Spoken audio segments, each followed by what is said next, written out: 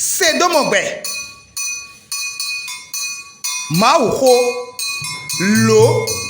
Holomilomi Don Zipotwe Jaife Sedomogbe Mauho Flagbeji Do Fon Women Todo mi Sedomogbe si Agbasa o kwesua kwelinde mro gonto aye e wa mi kula kle de kon lobona yinu koro nu wa mi tome bono Jesu ma ole ko wa jen o mi na da so e lo wu po alogo mi ton po mi na gon fi lobona dogbe no ebu no de eno yo le do tagba fidelia do agun o chapelle internationale des vainqueurs edo apapa eji eno reso mi eno va ma ho lo mi dogbe toni ahun eyin tonaton e ma o ton na jado gwendo ton me bo e na gbon ma vo o di e mi na ka nu wa mi ton laji bo no bi mi ton ma o le ajafun e we do fodo sedo mi we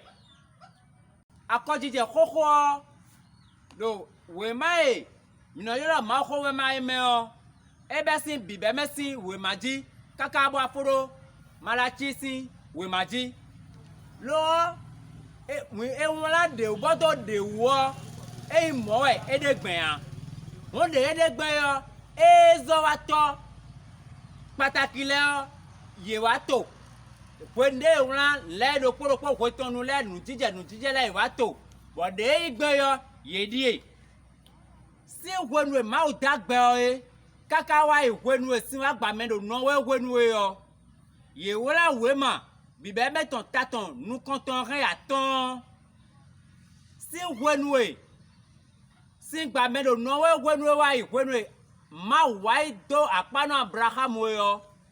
e won la we ma bibe meton taton aizen ke wa taton wewe si wenwe ma do apano Abraham we wa wenwe Israel vile ton si kanu mo gbenu Egypt ton yo e wala bibe mesi we ma taton waton han ta kande wo dio wenwe ye tosin Israel vile tosin kan mo gbenu Egypt ton e wai akoso dudu Salomon tosin kwe enigo we ma e won ale yo we ma le idodo di e wala tetosin we ma o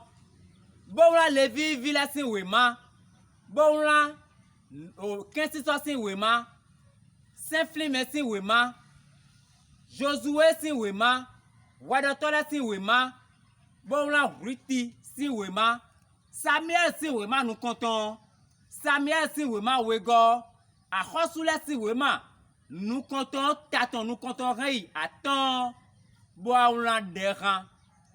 boaula tanwema nous comptons bodo sutanu wenonu Dieu mina iwenwe Salomondu akoswe poton enego wai wenwe akwan wa gba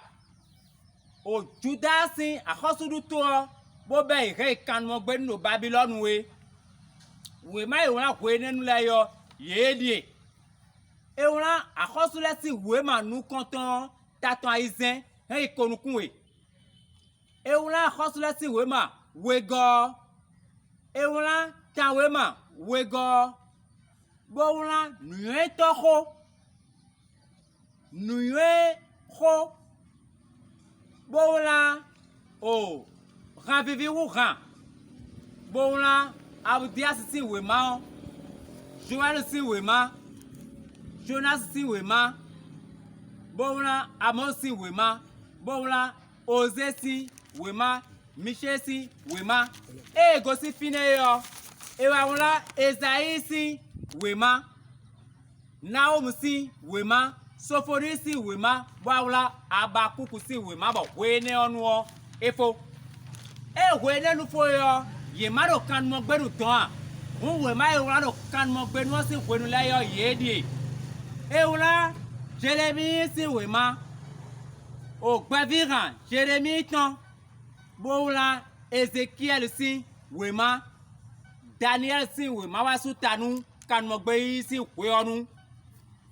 e kan mo gbe nu e fo yo wema e ewla le die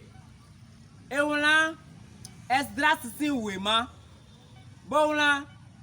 Nehemi si wema